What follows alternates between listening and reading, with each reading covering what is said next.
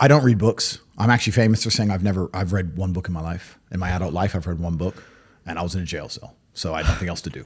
No, I don't read books because books are slow. And I think the world we now live in today is about speed, and everything must be done as quickly as possible.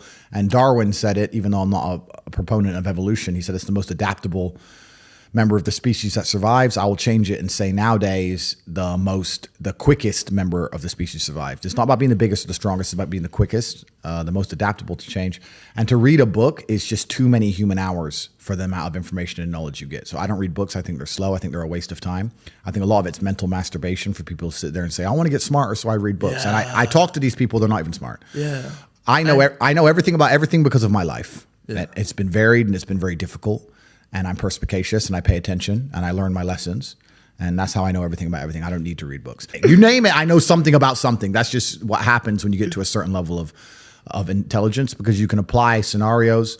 Well, the thing is with reading a book is it's a reward without any risk. And this is why I think a lot of people are proponents of reading, and they say reading, because nothing can really go wrong besides wasting your time in life, of course, but they don't believe that. I am a much larger proponent of larger risks and larger rewards. If you want to learn about self-help, if you want to understand yourself and see what kind of man you really are and learn how to fight through adversity and learn how to get up when life's difficult and learn how to control your mind and learn how to struggle, then you can go to the boxing gym. And you can get your ass kicked. You do not need to read any books. You need to get in the gym, walk in there and say, I'm going to fight the best fighter here every single day and not quit until you can eventually beat him.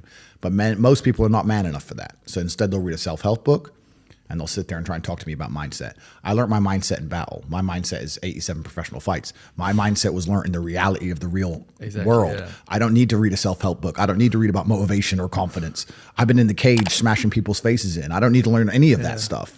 So I learned in reality, and reality is always going to be a better teacher than a book, because you're not learning when you read books. You're regurgitating. You may be reading, but I don't believe you're truly learning. My coach used to say, if it doesn't hurt, you didn't learn.